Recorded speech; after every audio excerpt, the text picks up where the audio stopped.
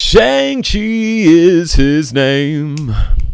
Shang-Chi is his name. Oh, God, dude. Shang you, Shang me, Shang-Chi. Shang-Chi is his name. If anybody got that deep cut, if you saw this video, subscribe, comment, like, hit it up, because you're a legitimate badass. I hope someone gets it.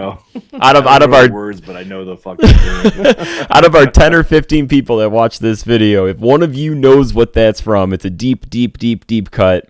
That would make my life. I swear to God, it would make my life. But welcome. What's up, Nerf Herders? So we are here to watch the Shang-Chi trailer here. Cannot wait for this. I think we speak for both of us here, as we could say we're huge martial arts fans. So to see this brought into the MCU is going to be just another way to take a different genre and a breath of fresh air that Marvel continuously does with us. And you know what, dude? You know what I was thinking about earlier today, too? Marvel, with everything, with how last year had gone with the pandemic and all this stuff, how everything kind of disappeared. And it's just like Marvel was very quietly like placing their dominoes, dude. And like they are just killing it right now with everything coming out, dude. Like it's an avalanche of Marvel right now. And I love it. Yeah. It's so cool just how they've been able to strategically put everything in place to make sense along this overarching timeline, you know? Yeah. Craziness. And from what I've understood, this is going to be taking place like in between the blip and the, whatever you want to call it, coming back. Dude, even better. Better. It's cool because like now we haven't really gotten a lot in between that period of time between Infinity War and Endgame. So it's really cool that they're going to be putting something in that timeline, and I just love how they just keep incorporating it. Dude, let's do it, man. Show me the Mandarin. We're ready. Yeah, a real Mandarin. Yeah, dude. Not Ben Kingsley, just some paid actor drunk, dude. All right, let's rock and roll. Shang-Chi and the Legend of the Ten Rings.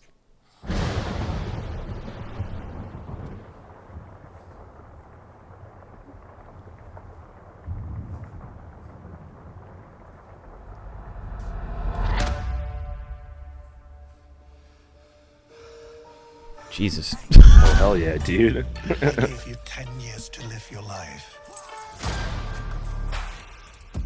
Now you see me rise.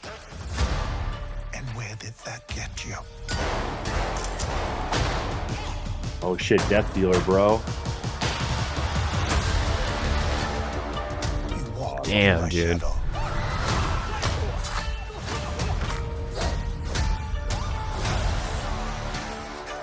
I trained you. So the most dangerous people in the world couldn't kill you. Son, it's time for you to take your place. There he is, dude. My side. That's not going to happen.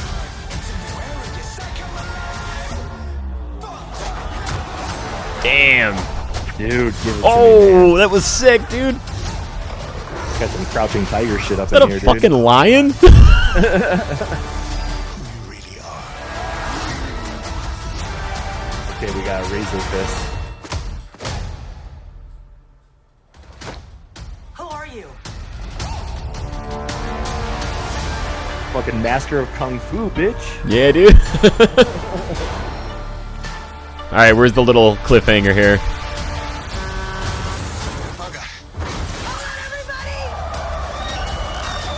Oh, dude.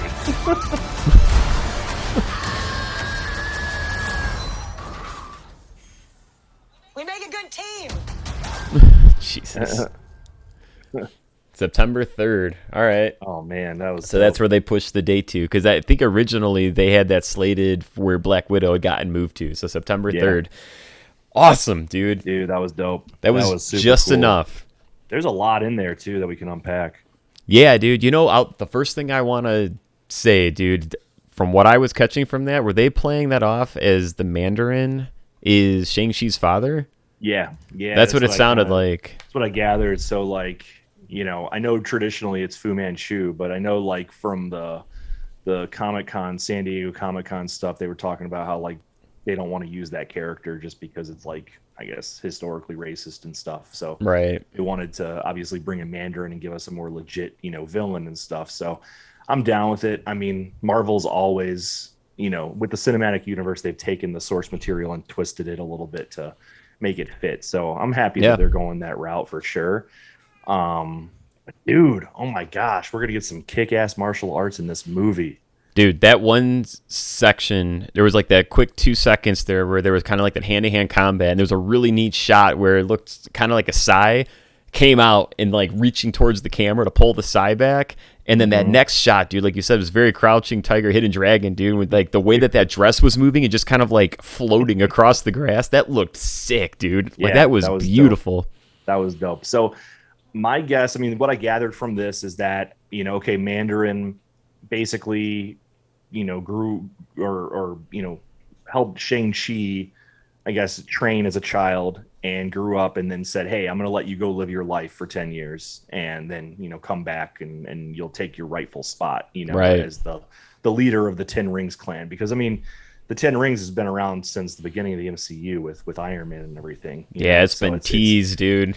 It's been teased. It's cool that they're going back that far with this, and that's awesome. And from the trailer, it looks like the Ten Rings have been around for, probably centuries, and Mandarin might even be immortal because, I mean, we saw him, with young Shang-Chi in that little like underground mafia, scene, like with he's like busting up tables and shit. And it's like, okay, that's like total Yakuza, like underground shit going on in modern times. But then we get the whole sequence of them in this like ancient time where, Mandarin has long hair and he's sitting on the throne, and then they have the big battle and stuff. So it's Shang Tsung, dude. That's the twist. Dope. The twist is it's Shang Tsung, dude. This is a Mortal Kombat tournament movie, dude.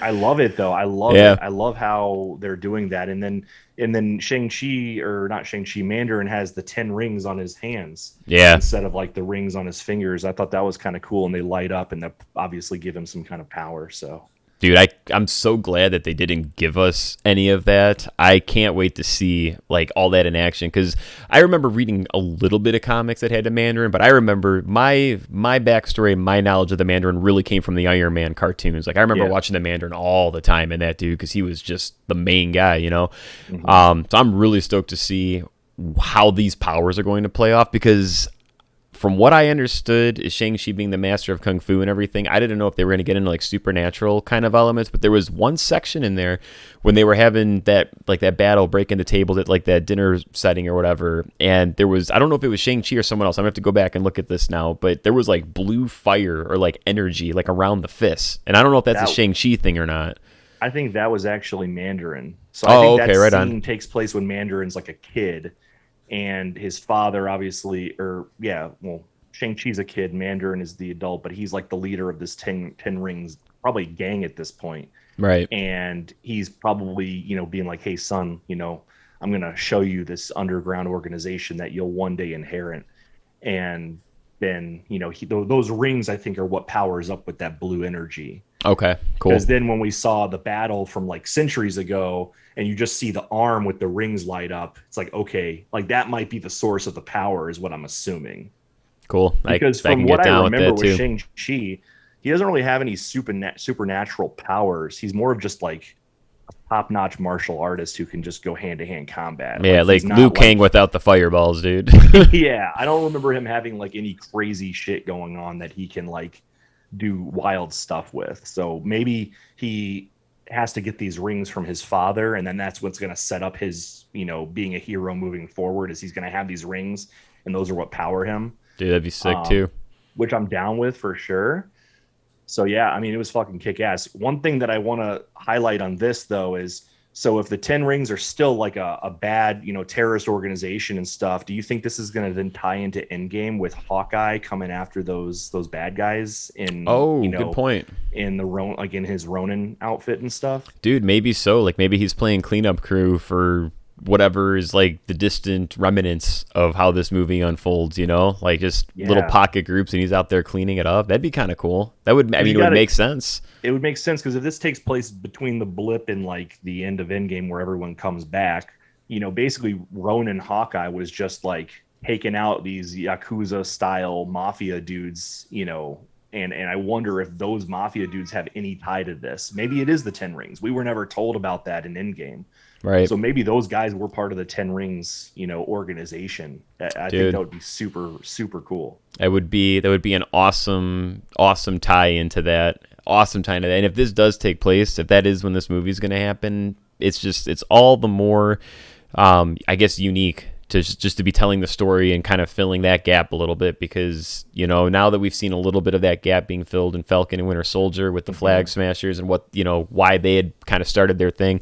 I think knowing what happened in that 5 years is very important, because as we've said a million times, when they made that move with Thanos and everything unfolded the way it did, this is a 5-year dent that will never get taken away. So the fact that they are continuously referencing this and not trying to forget it, I think it's just a ballsy move, and I'm really happy that they are paying respects to what Thanos caused. Like, keep doing it, because you can't escape the fact that this happened, and I think that's perfect. That's really where we're seeing everything moving forward into this new saga here. So, hot diggity dog, man. That looked fun. I can't wait to see more of this. I can't wait to see how some of these action pieces are going to look, because every shot in there was a wide shot, dude. Like, it was like you got to see what was happening. So I think when we see the action unfold and stuff, we're going to get some beautiful cinematography and actually get to see some really nice action and hand-to-hand combat stuff.